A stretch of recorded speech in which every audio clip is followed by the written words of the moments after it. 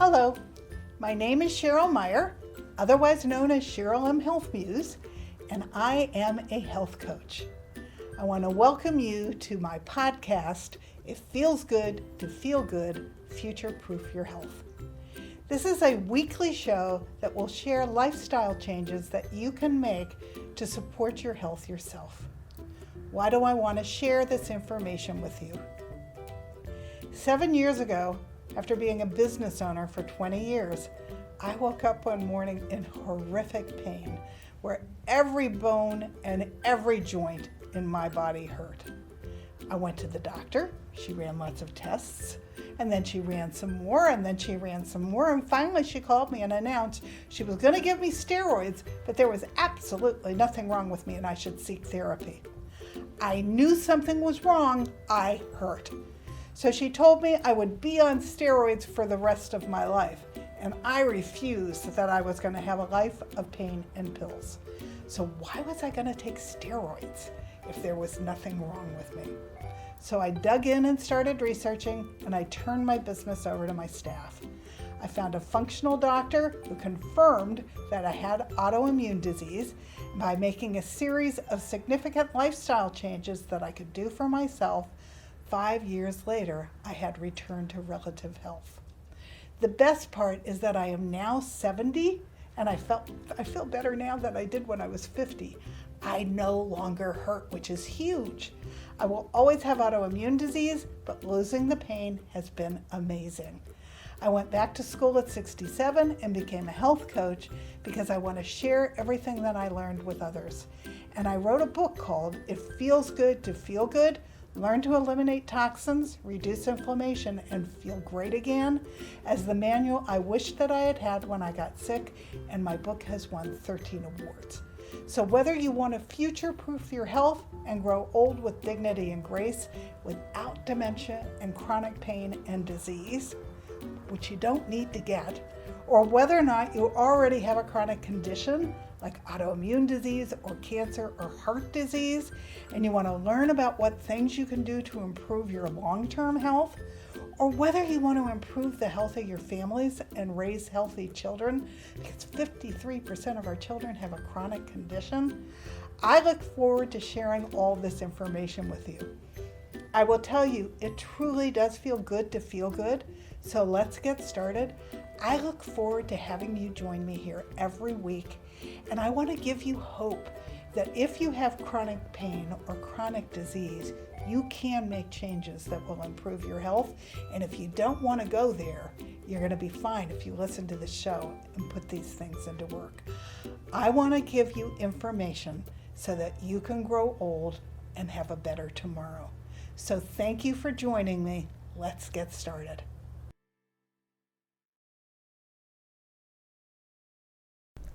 Hello, my name is Cheryl Meyer, and I'm known as Cheryl M. Health Muse. I'm your local neighborhood health coach.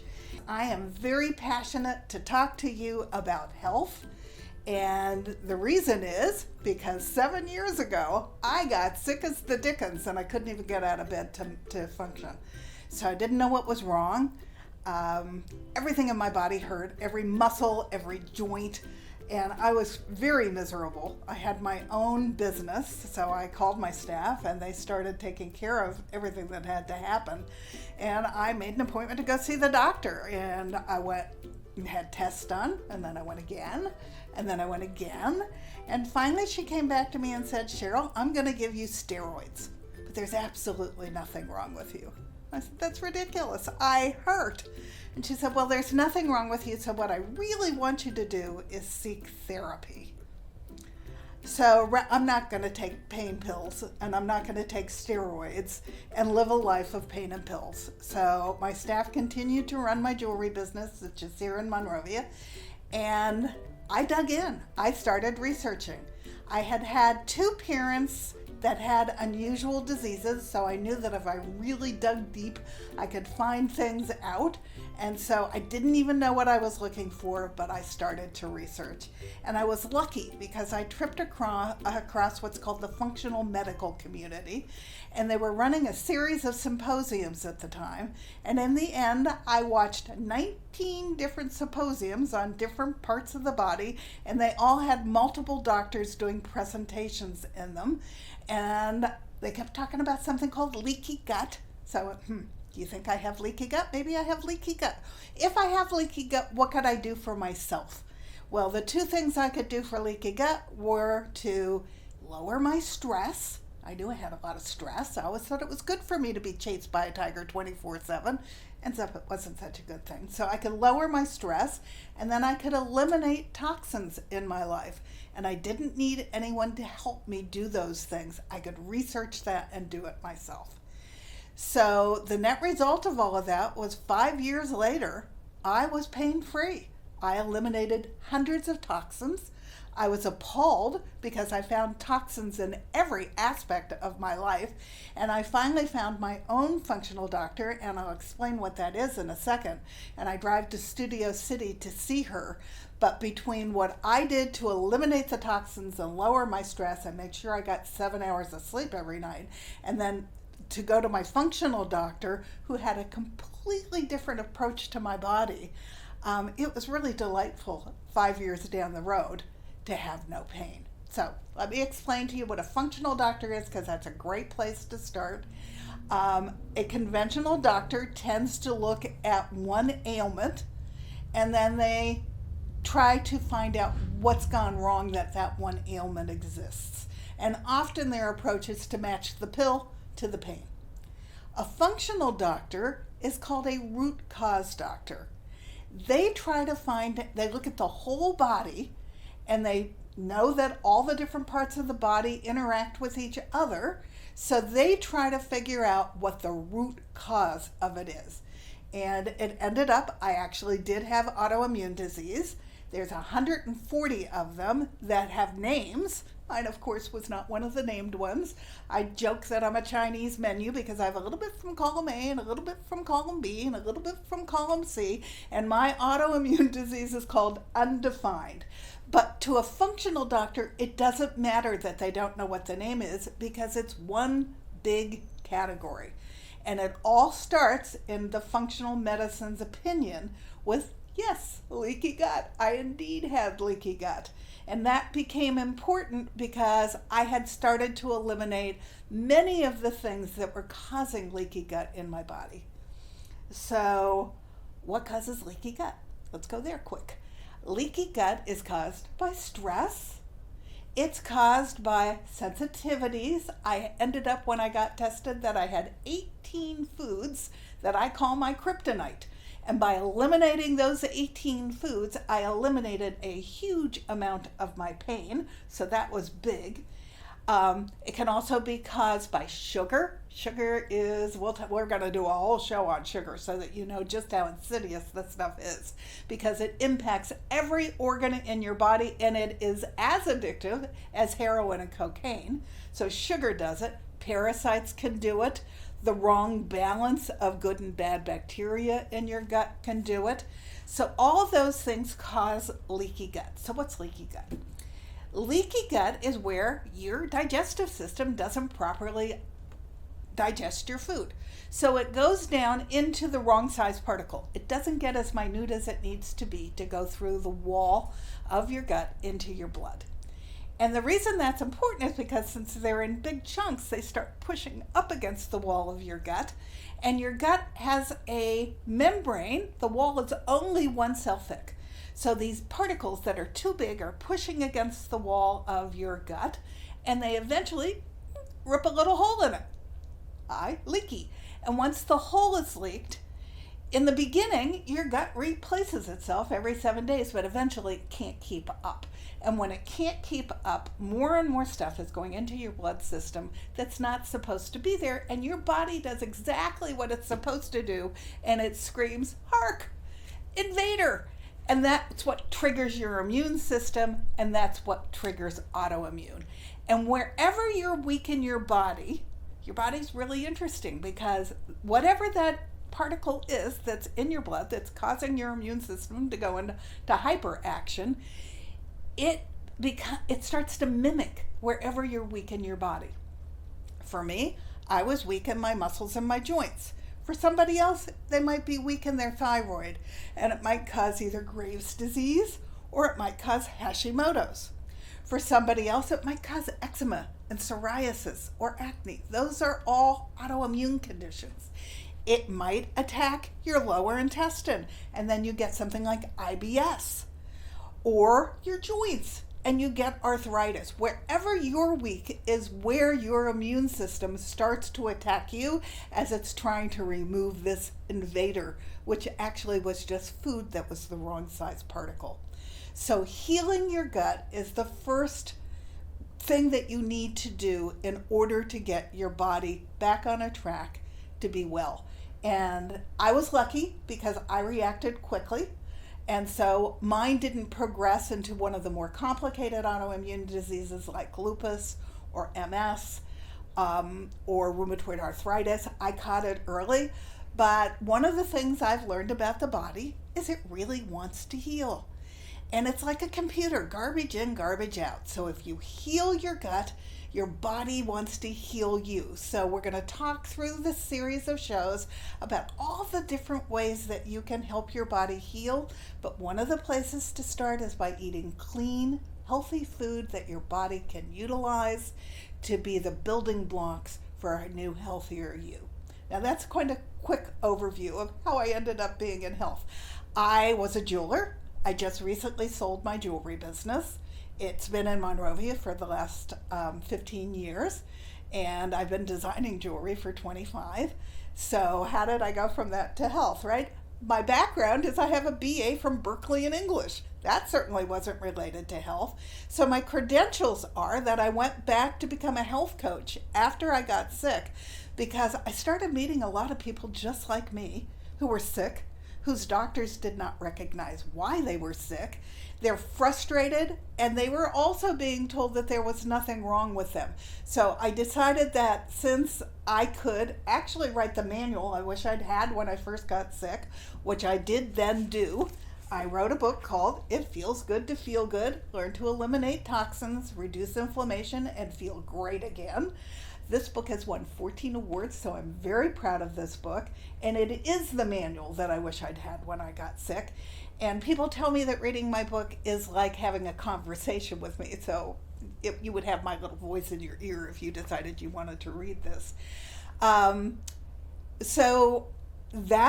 I did so much research that all the kids in health coach school, now I went back to school when I was 67. Of course, all the kids in school with me were in their 20s. But one of them said to me that she loved talking to me because I was like a little encyclopedia of health. And I was like that out of self-defense. I did not want to live a life of pain and pills. So I read everything I could get my hands on, and I studied all aspects of my body because I wanted to return to wellness, and I believed that I could. So I'm now very passionate to bring you all this information that I have gained, both from all of my research, from my book, from going back to health coach school so that I could then bring the information to you from a point of view of more authority. And I am now 70 years old, and I feel better than I did when I was 50. So that's why you should pay attention to me. Everything I want to share with you, I have learned from personal experience, and I have regained my health as a result of it. Now, I'm 70 years old. So does that mean I'm going to run a marathon? Probably not. But I feel pretty darn good, and it's because I now know what to do to keep my body feeling good. So this is my very first show, and what I want to talk about today, actually, you're going to be surprised because you're not going to see the connection right away to health.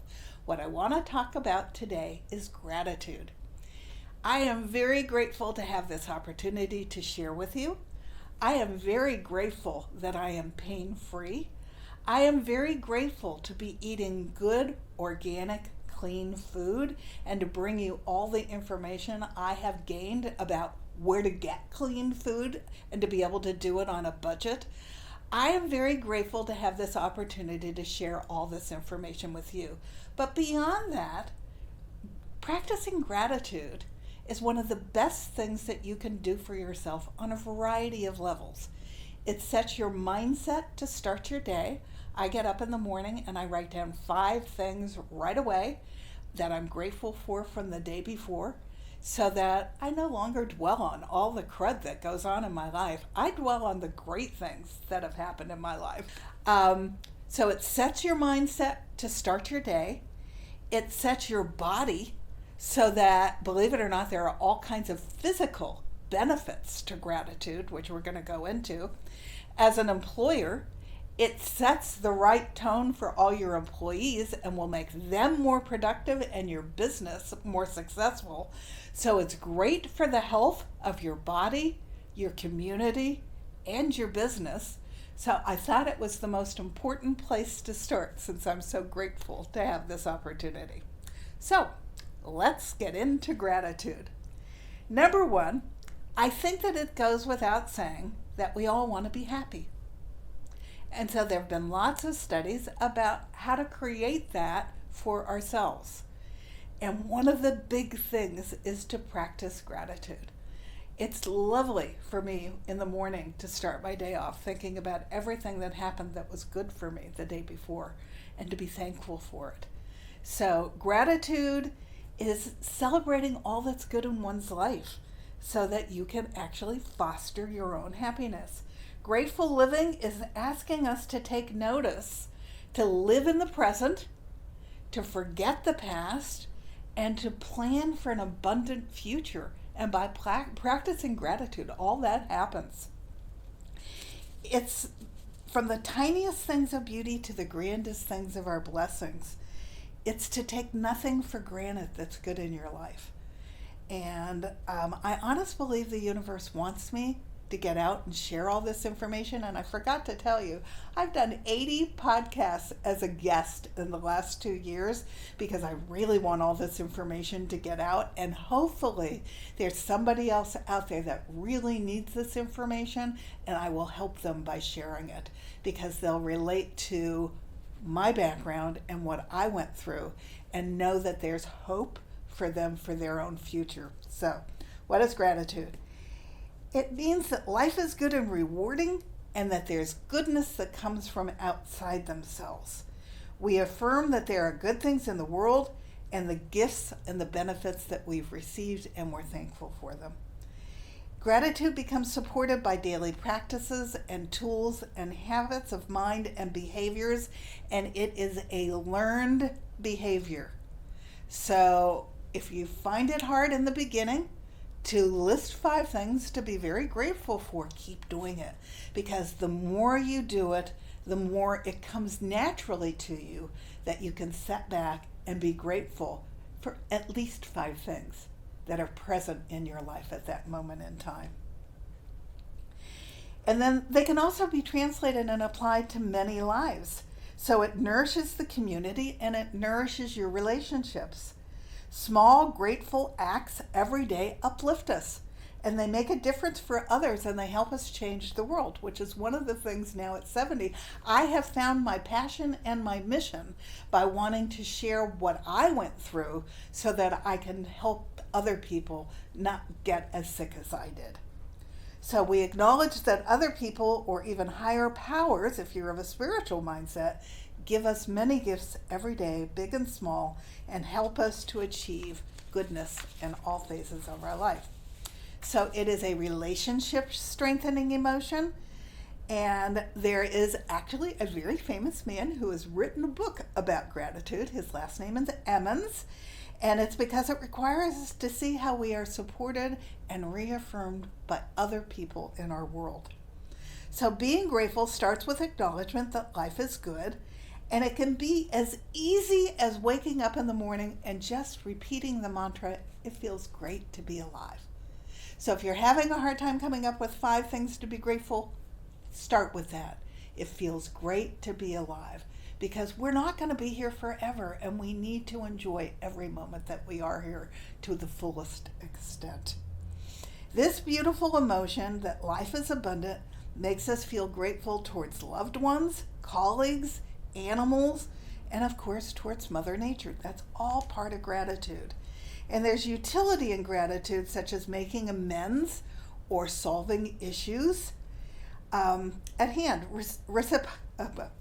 It often gets reciprocated, and that's not needed when you're feeling gratitude. It's just something that you get back what you put out. So there is an element of receptivity. I'm going to screw that word up. Bear with me, I mispronounce a lot of words. But it does come back to you, and that's important.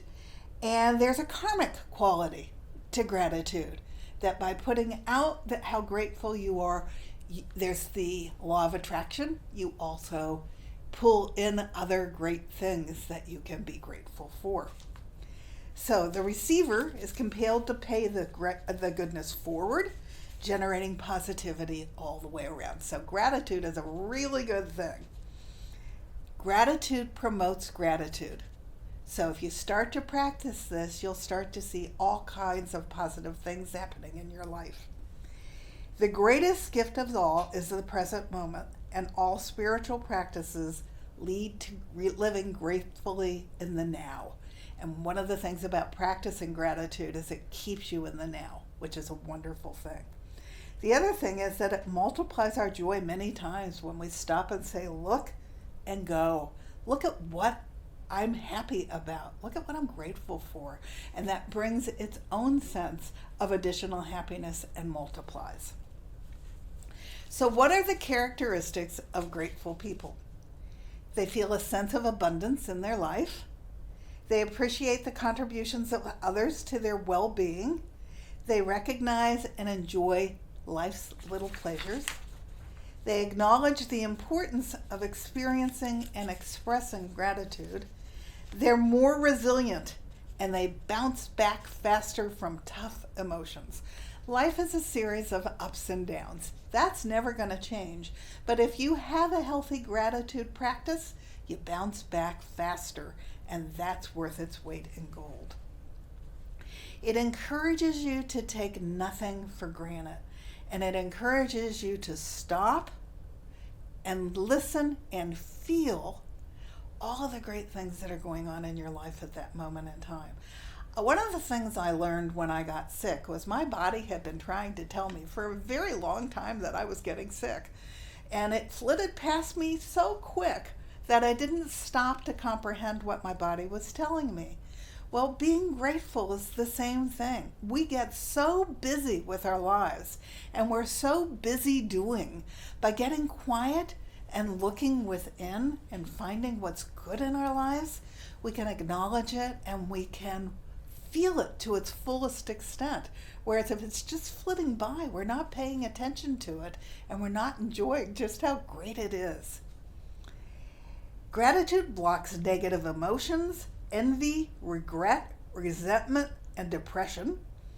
And new studies show that it actually reduces depression significantly and reduces how long depression can take hold in your body.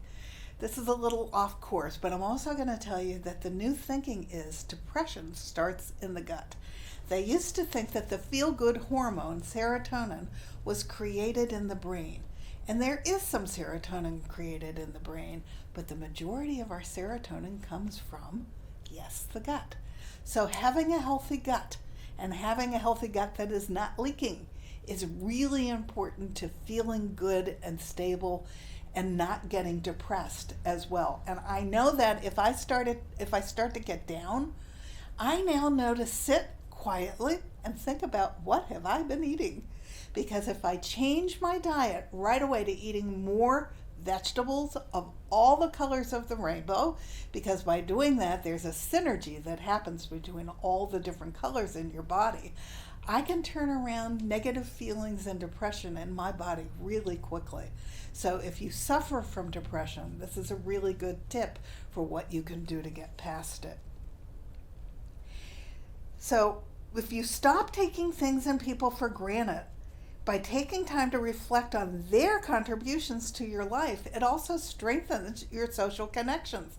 And if you let them know how grateful you are, you make friends more easily, and people are really happy to be around you because they know that you appreciate the fact that you're there And so that becomes a very important aspect of your friendship and your relationship. Gratitude also improves your relationship with your spouse. And so this is important, and also with your children. So one of my recommendations is, and it's something I was fortunate enough to do when I was a child, eat dinner as a family. And as you sit around the table at night, not only are you eating, hopefully, home-cooked food, which means you've eliminated all the chemicals that could be in the processed and the fast food that you were eating before, but you also can set gratitude at the table and share the things with each other that made you the happiest and that you're the most grateful for during the day. My family actually would sit around and we would all tell funny stories about ourselves at dinner. And those are some of my very best memories, are my family stories that got told sometimes over and over again at night at the dinner table. But we also said a little prayer, which was being grateful for the food in front of us and for the bounty that we were about to eat. And whether you tell a prayer or you're just feeling grateful, it's exactly the same approach, to be not to take anything for granted and to be happy that you have that abundance to put into your mouth. And that also will bind you closer to your spouse and your children. And by sharing with them how grateful you are for the little things that they bring to your life that make you happy, who wouldn't want to be there? So giving thanks has a lasting effect on your mood, and it sets the mood for the entire day. So this is why this is so important. I have learned that there is a gift in everything, and I want you to think about that. I was recently with a large group of women, and we were all sitting in a circle, and everyone was going around the room and saying something that they were particularly grateful for. And when it came my turn, I said I was grateful that I had gotten an autoimmune disease. And women in that whole room gasped. How could I be grateful for autoimmune disease? Well, it changed everything in my life.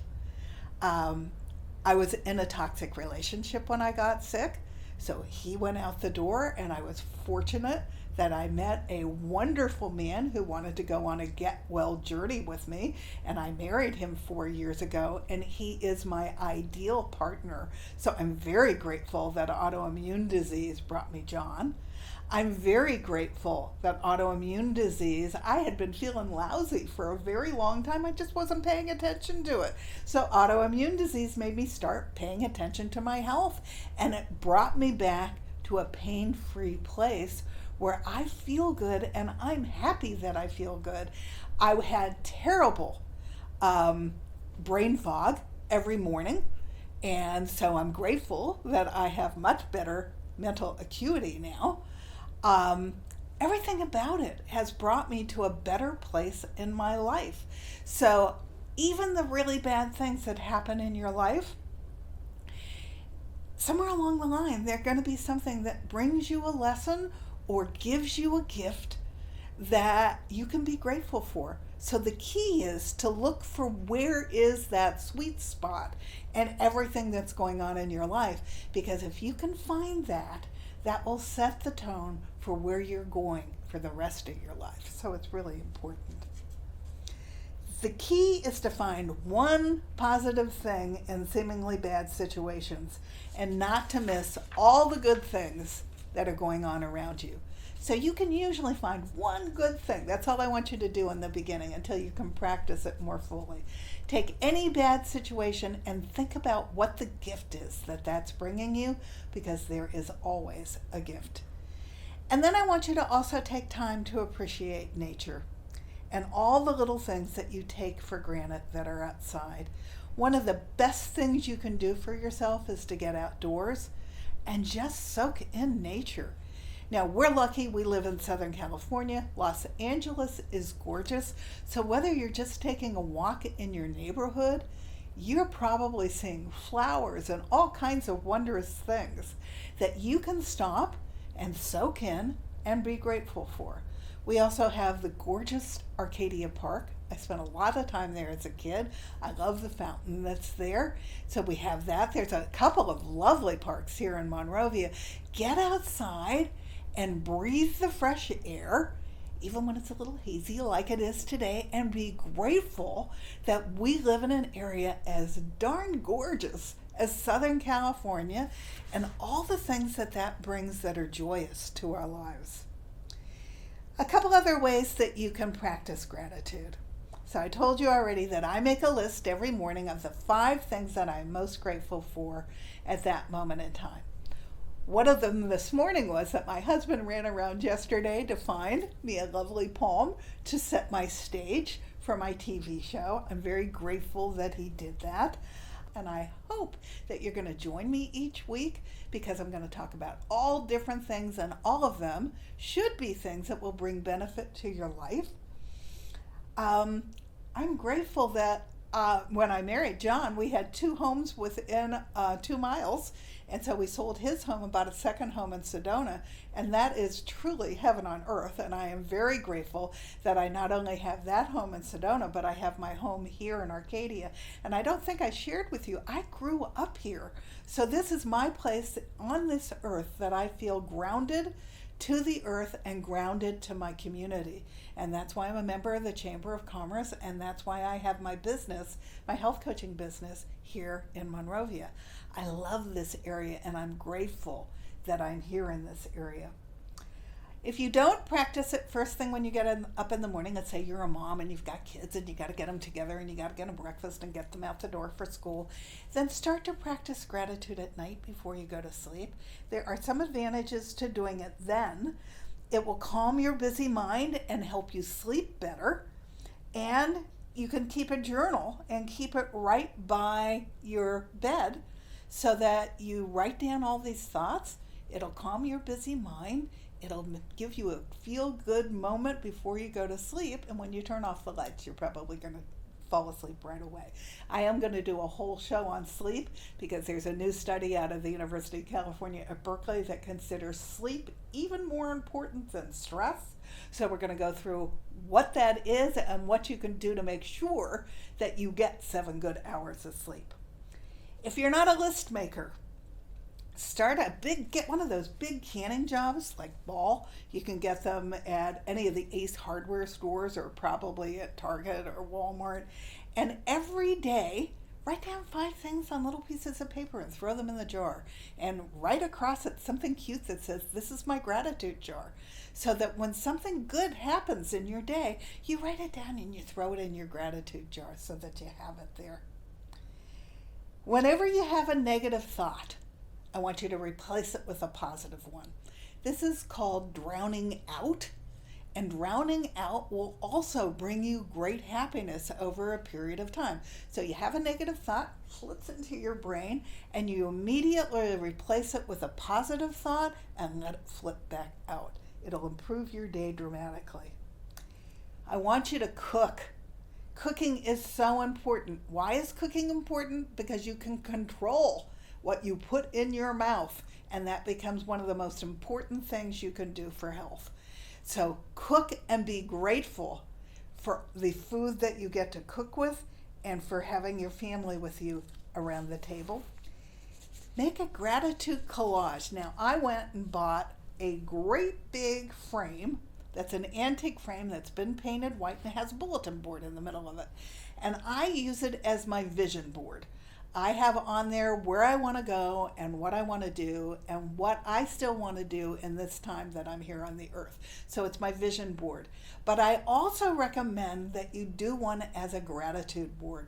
The things that you are most grateful for, go find pictures, cut them out, put them on a pretty bulletin board and make that your gratitude board, so that if you need an extra boost, you can take a look at your gratitude board and know that those things make you happy, and so take a moment to take them in and enjoy them.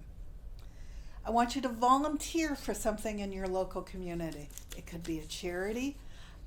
When I had my jewelry business for a long time, I was supporting Hillside, which is a foster care school in Pasadena, because if you do for others that are less fortunate for you, the huge win is for you.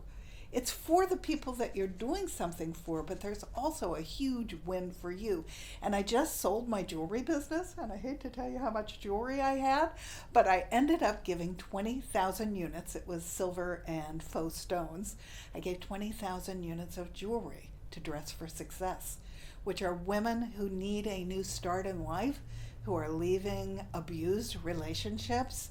And I cannot begin to tell you how thrilled that organization was that their women could get something special that they could wear when they went on their first job interviews. So whatever it is, do something that gives back to your community, because the big win in that is for you. It's a win-win-win. It's a win for you, it's a win for your community, and it's a win for the people who are at the other end of it. And it will make you feel good about yourself, which is the whole thing that I want you to do.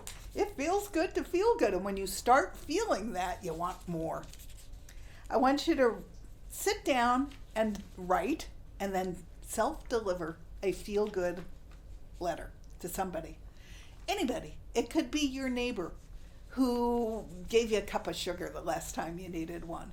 It could be the little girl next door that takes care of your pets when you travel. Whoever it is, there are people in your life that writing a thank you letter to, and that's an old art that we've moved away from. Write a thank you note and deliver it. It will make them feel like $1 million. So it'll be something that you'll be really happy that you did. Gratitude begins with you paying attention. So notice all the good things that you're taking for granted. It might even be just that you got a good night's sleep last night. Whatever it is, I want you to notice it. Did someone at work or on the street treat you with special courtesy? Did you hold the door for a woman who had a baby that was having a hard time getting it open? All kinds of, those special little moments of kindness that we can practice. All of that fits into feeling good and feeling great and gives us a moment of gratitude. Go outside and take a glimpse at the sky and take a look at the clouds. We are so lucky that we have the beautiful mountains and the beautiful clouds and everything around us. So go be grateful for that. Or go sit somewhere quiet and have a moment of peace. Now, one of the things I like to talk about when I talk to groups is I like to go breathe with a tree. I know that sounds crazy, but somebody introduced me to it, and it's the most amazing feeling because you're giving the tree your oxygen, your carbon dioxide, You're giving the tree your carbon dioxide, and the tree is giving you its oxygen. So it's a really good thing to go breathe with trees. And trees are pretty amazing. I probably will do a whole show just on trees because, believe it or not, they have a whole network under the ground where they communicate with each other. They're amazing living things. So I actually was asked to go hug a tree, breathe with it, and then ask it if it had a message for me. And so this was a very special tree in Sedona, and I went and I hugged the tree, and I asked it if it had a message for me. And one of the things I asked it was because I was having a problem with mold poisoning, and I asked it how I was going to get back on track with my health. And I just sat there quietly for a minute, and then all of a sudden I saw like an elephant's eye opened up, and it looked at me, and then it shut, and it said, "Don't be silly, you know what to do. You've already been through this." And so I sort of stood back for a second, and then two eyes looked at me and said, "Do all the things that you have learned that you're talking about, and you will return to health." Now, this sounds a little far-fetched. I know that. But go breathe with a tree. And if you want to see if it has a message for you, it might surprise you. And then be grateful that it gave you the message that it did. So, directing our attention this way also will block feelings of victimhood, which is important. No victims allowed in my life. We own our own lives, and we have the ability to set it on course for a better tomorrow. So by doing all this, you put whatever victimhood you have to the side, and you start to create what that better tomorrow is. Okay, so then let's talk about, if you're an employer, what would gratitude do for you? Number one, if you have gratitude, you're going to start recognizing the people who are on your team for their accomplishments. And you're going to let them know that you're recognizing them for their accomplishments. So, what do you think that's going to do? It's going to give the people who work for you an incentive to go above and beyond. I used to be a store manager for the Broadway. Now, those of you who are my age will remember what the Broadway was, but those of you who are much younger than me won't, because they disappeared, I think, in 1993. But one of the things that I learned when I had 400 employees in the store is that everybody wants to do a good job, but it takes two things in order for that to happen.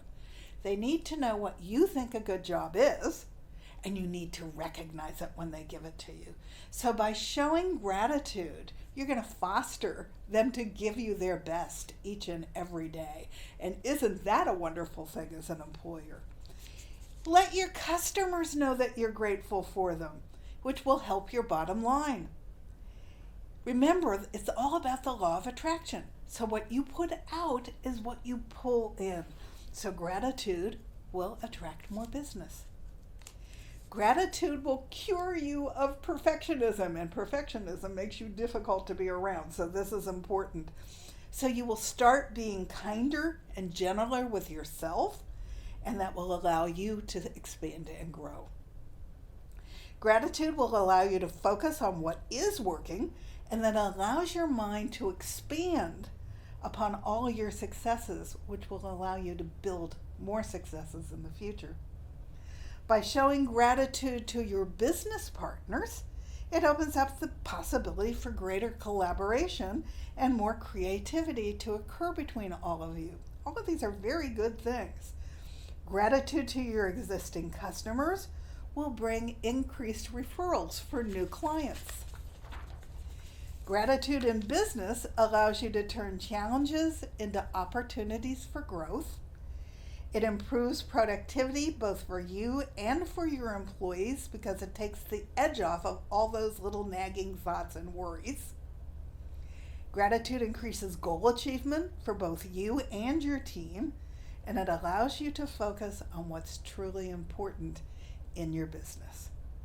So the point of gratitude is to acknowledge the source of good and to show others appreciation.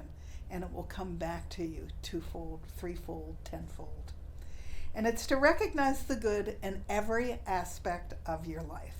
So gratitude actually inspires hope in tomorrow. And then finally, what are the benefits of practicing gratitude for your health? On a regular basis, people who practice gratitude have lower blood pressure. They're more likely to exercise. It reduces feelings of envy and promotes positive feelings. It boosts your self-esteem, and it increases selflessness and reduces your stress. And before I leave you, we're going to do a quick stress exercise. People are more likely to befriend others and offer support if gratitude is expressed. It lowers the possibility of coronary artery disease. It gives you a higher level of alertness, enthusiasm, determination, attentiveness, and energy. It improves your sleep duration and quality. It lowers inflammation, which I am now convinced that inflammation is not just autoimmune disease. It's also heart disease. It's also cancer.